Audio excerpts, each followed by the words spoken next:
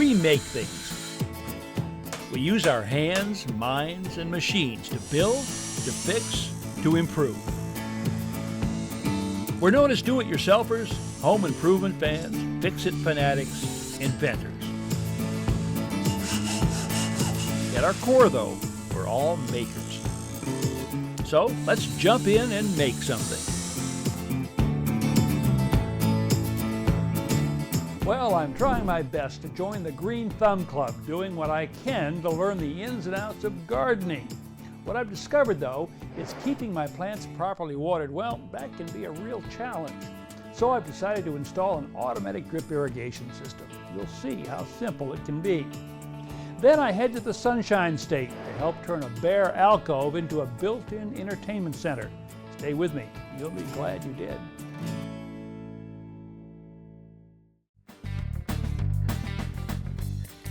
You know, the longer I'm here, the more I enjoy my gardening. But I've got one problem when it comes to watering. I'm on the road a lot, and sometimes several days can go by and these guys don't get any water. Also, I've got several different situations. Container plants back here, foundation plants over here, and flowering plants. So what I'm going to do is install an automatic drip irrigation system. It'll water the plants even if I'm not home and take into account their individual requirements.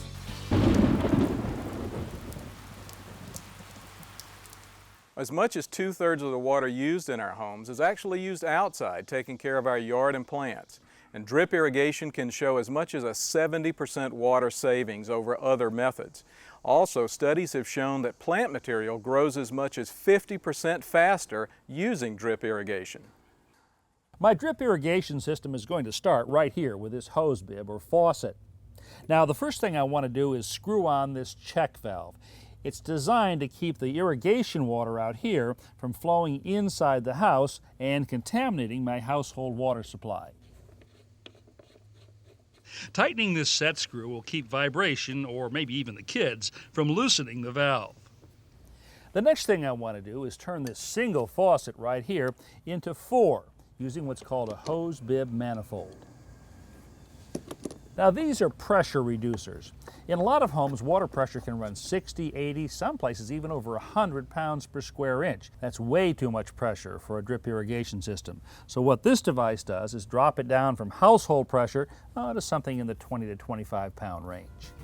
In the area that I've decided to irrigate, there are several different kinds of plants with different water requirements. So I've set up 3 areas or zones, and each one of them is going to be served by one of these outlets. This 4th one over here will be for my garden hose. Now remember, in my case, I want the water to come on and turn off automatically. So the next step for me is to install, or in this case, just screw on an automatic valve. These electronic valves operate using very low voltage. They'll turn the water on and off for each zone when they're instructed to do so. Now, this is the brain behind my automatic drip irrigation system. It's called a timer or controller. It's completely weatherproof, battery operated, and each of these automatic valves will plug into the bottom like this. And then the controller itself mounts on the front of one of the valves. Now, I'm going to program this, and it will tell each of these automatic valves which day of the week to turn on, which time of the day to come on, and how long to run. Well, I'm finished with the work on my water source. Now I need to set up a distribution system to get the water from the valves to where it's needed. That water highway, if you will, is 1/2-inch polyethylene tubing.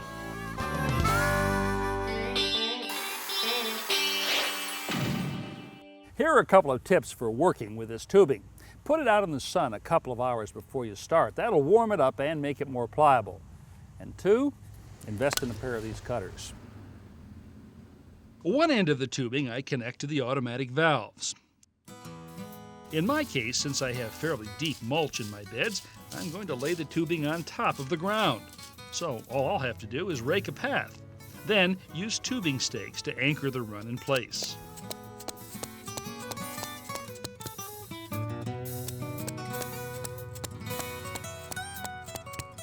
Now, when you reach the end of a run of tubing like this, you have to close or cap it off. There are a couple of ways to do that. One is to take a figure-8 clip like this, slip it over the tubing,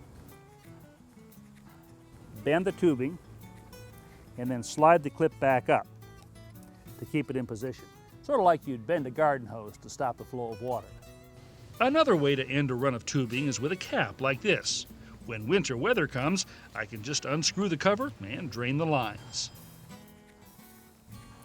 This half-inch polyethylene tubing brings water into a general area, and this smaller quarter-inch tubing delivers it to individual plants or groups of plants. To attach the smaller tubing to the large, I first use a special punch to make a small hole. Then snap in a connector.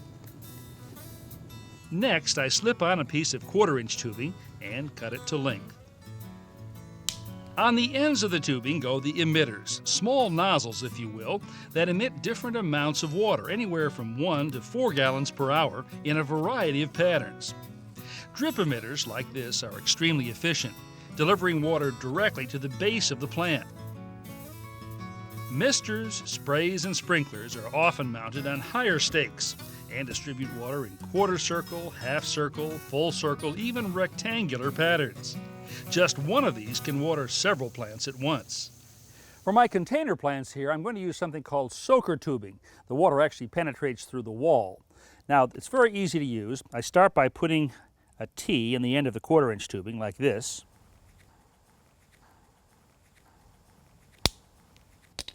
Place one end of the soaker tubing on one arm of the T. Lay the soaker tube around the base of the plant. Cut it to length, and then hook the end of the tube on the other arm of the T.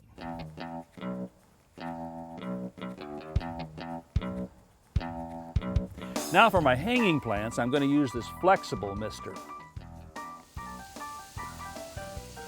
With this part of my irrigation system in place and ready to go to work, I can rake the mulch back over the tubing, making it invisible yet accessible. The tubing can also be buried. Usually a trench just a few inches deep is adequate. Since the line is not under pressure, freezing is usually not a concern. The simplest way to run tubing across grass is to make an angled cut through the turf using a flat garden spade. Then lever the sod upward to create a shallow groove. Set the tubing in the bottom of the cut and press the grass back into place. This is called a sidewalk tunneling tool. It's simply a plastic nozzle attached to a length of PVC pipe with a hose connected to the opposite end. The stream of water actually bores a hole under the sidewalk.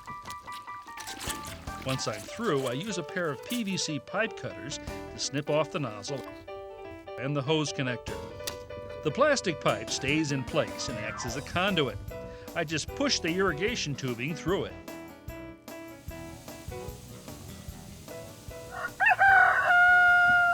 Well, I'm up early this morning, but not as early as my automatic irrigation system. You know, it's good to know that even if I'm on the road or I want to sleep in late, these guys are not going to suffer because of it.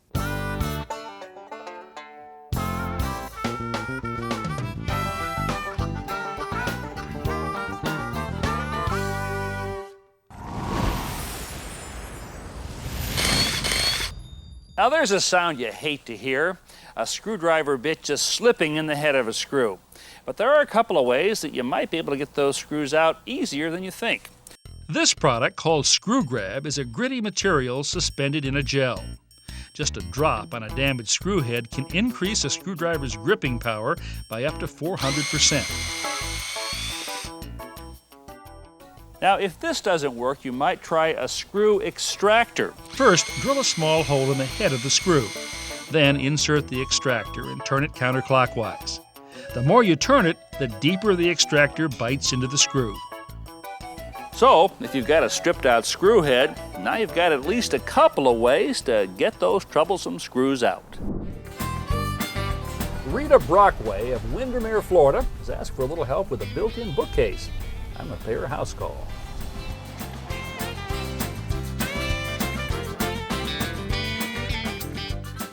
Hi, good morning, Ron. Rita. Hi, Ron. Come on in. Oh, thanks. This looks like this must be the area Yep, over this here is the you were talking entertainment about. center. Okay. And as you can see right now, it looks fairly undone, unfinished.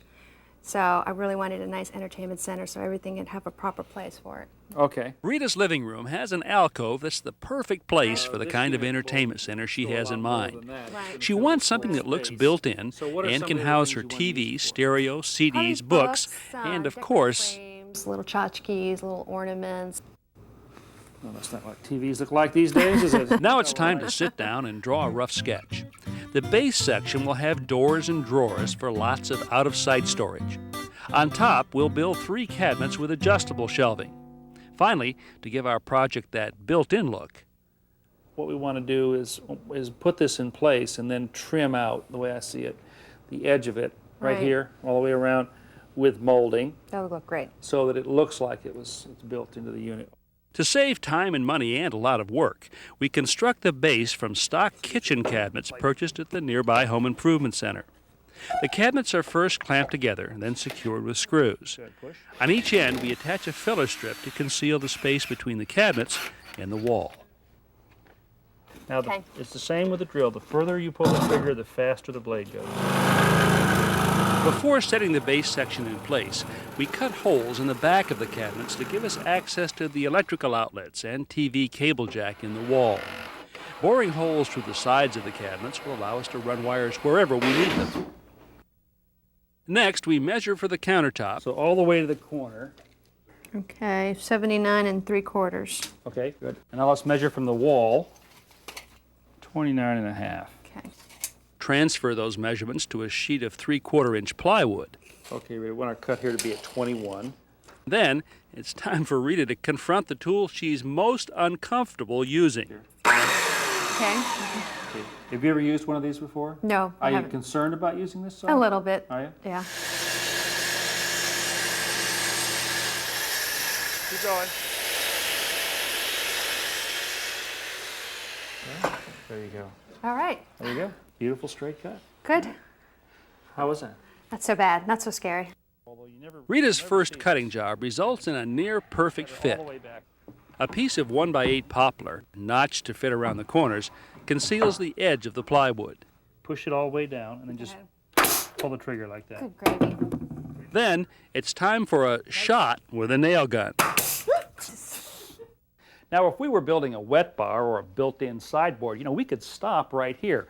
Oh, we'd have to put on a better countertop, maybe plastic laminate or even granite. But the point is, this is a great way to get a built-in run of base cabinets like this using off-the-shelf kitchen cabinets. You can see that these went together in a very short time and they cost us less than $300. But we're not stopping here. We're building an entertainment center. It's going to go all the way up. So now, let's move on to the next section. The upper portion of our entertainment center will be made in 3 sections. A center section for the TV, and 2 side sections for books, audio gear, and collectibles. Using the circular saw and a clamp-on straight edge as a guide, we cut the sides, bottoms, and tops from sheets of 3/4 inch birch veneer plywood. Now, the upper section of our entertainment center is going to have adjustable shelves. They're going to be supported on pins just like these. And these pins are going to be set into a series of holes. Now, 2 things are really important here. These holes have to start at the same point, usually near the bottom, and they have to be spaced precisely the same distance apart. Now here's how we've been drilling those holes so accurately. After measuring and drawing a baseline, I align and clamp a pre-drilled plastic template to the cabinet side. Using a self-centering drill bit, I then drill a series of holes about 2/3 of the way through the wood. The process is then repeated on all of the cabinet sides. The face of this cabinet-grade plywood is smooth and clean, but like most plywood, the edges are rough and unfinished. To conceal them, I apply edge banding, a thin strip of wood with a heat-activated adhesive backing. Once it's trimmed and sanded, it'll make these plywood panels look like solid wood. We're going to face the edges of our shelves with a solid piece of 1x2 lumber. This edging will make the shelves more rigid and will give them a thicker, more substantial appearance. Well, it's time for some assembly, and we're going to start with this end section right here. I've laid all the pieces out on the table. Now we're going to glue and nail these together.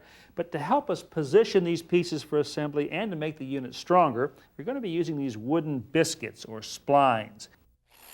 The biscuits are set into slots cut with this machine called a plate joiner, which can be rented or purchased for as little as $100.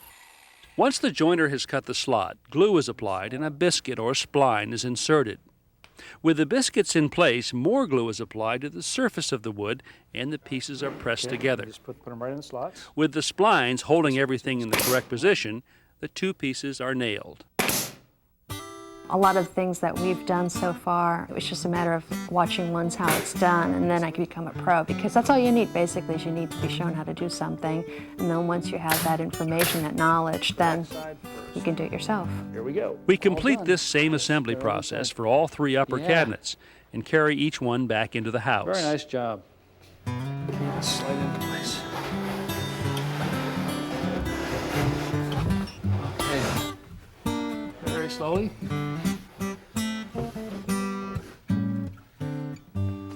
Good job. After securing the cabinets together with screws, we cut trim strips and attach them to the front edge of the cabinets to conceal the joint. Now Rita gets a chance to try out the power miter saw as she cuts the molding or casing that will give the entire unit that built-in look. Finally, it's time to mount the cabinet doors, install the drawers, and set the shelves into position. Okay. Boy, let me take a look at this. This came out so nice. I know we did it, but I must say, it really turned out nicely. You know, what was the most satisfying thing for you on this project? I think seeing it all put together at the end, it's a little hard to imagine sometimes, just seeing the different parts and pieces, but when it's all pulled together, you really see what it is. And I got to tell you, this really changes the personality of the entire room. Remember back what it looked like with that just hole here? It's horrible. And now what it looks like. And it changed your personality too. It did. Yes, you have a tool personality now. And I still have all my fingers. You do. Great job. Thanks.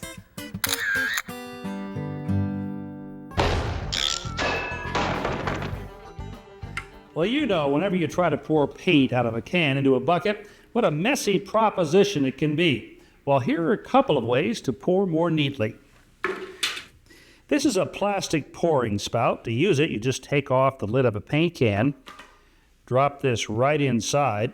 Then, when you pour, it's accurate, no drips, no mess.